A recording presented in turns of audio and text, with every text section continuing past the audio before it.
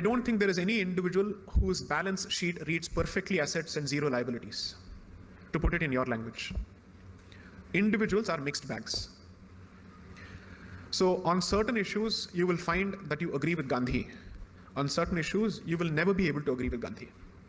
I refuse to call him Mahatma. I've never called him Mahatma. I will not call him Mahatma. For me, he's just Mohandas Karamchand Gandhi.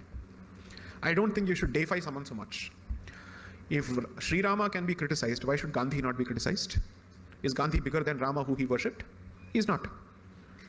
And he was a politician, not a saint. He was a politician, not a saint. Remember that. Keep telling yourself that each time you're tempted to worship a politician, regardless of whoever he is or she is. I mean, from a land of Dravid Nadu which speaks of rationality and which was falling at the feet of politicians, I mean, it's surprising that they speak of rationality. They will not fall at the feet of gods, but they'll fall at the feet of politicians. That is the hypocrisy of Dravidianism. Coming to your question, you have to realize that he had his notions of dharma which were fairly clear in certain respects. However, the problematic part of his history is his attitude towards the riots. And you don't have to go to the riots of, let's say, during the partition of 1946-47, the direct action day riots, nothing. You just read his reactions to the Mopla riots of 1921.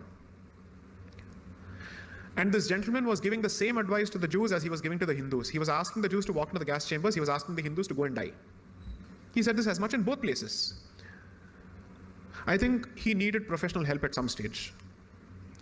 Simply because someone who is asking a community to surrender itself to mass slaughter is not speaking from a position of responsibility at the very least. Whether he's speaking from a position of sanity or not, I leave it to your best judgment.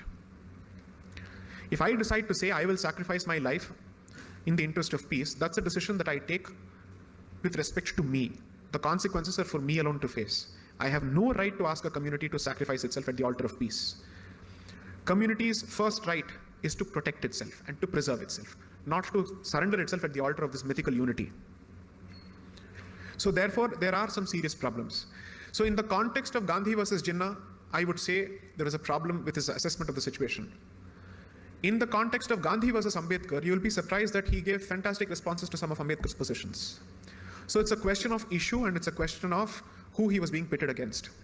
So I believe that he is a mixed bag, but the net result is perhaps he has induced a certain degree of servility and docility in the community, which is the serious problem. The Hindu Kshatra spirit should have been revived.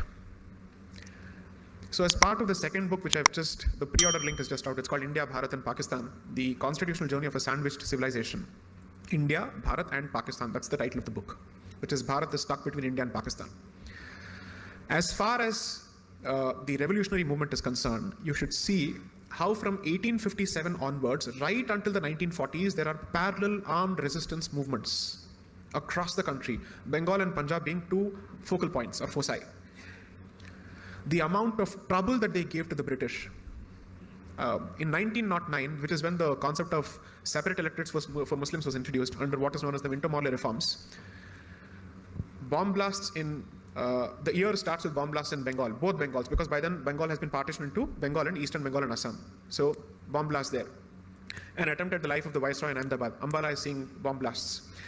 Persons and public prosecutors and policemen who are trying cases against revolutionaries were murdered and killed in broad daylight. Daring activities. Today you call them terrorism, but I call it revolutionaries. The amount of effort that they put in. Sri Aurobindo was a revolutionary at the end of the day before he became a saint. He was arrested in the Alipur bomb case because he was actively participating in bomb manufacturing. I'm proud of that legacy. I will not run away from that legacy. If I have to choose between his legacy and Gandhi's legacy, I will always go with Sri Aurobindo. Hindutva is not the product of Savarkar, it is the product of three people first, in fact 4 people first. Lala Lajpat Rai, Bal Gangadhar Tilak, Bipin Chandra Pal and Sri Aurobindo. Because these were the first people to have a serious disagreement with the Congress's peaceful policy with the British. Saying you're asking for equal rights from a colonizer, you must be crazy. The man doesn't even think of you as being racially equal. How is he going to treat you as an equal subject of rights? I focus on these parts of the history as part of the second book. That period witnessed a lot of people. So some people who we worship out of convenience may have certain negative aspects to them. And some people who we hate may have certain positive aspects to them. I think it's a question of how you balance it out ultimately. So that's my answer. Hopefully, I've not been diplomatic in answering your question. Next.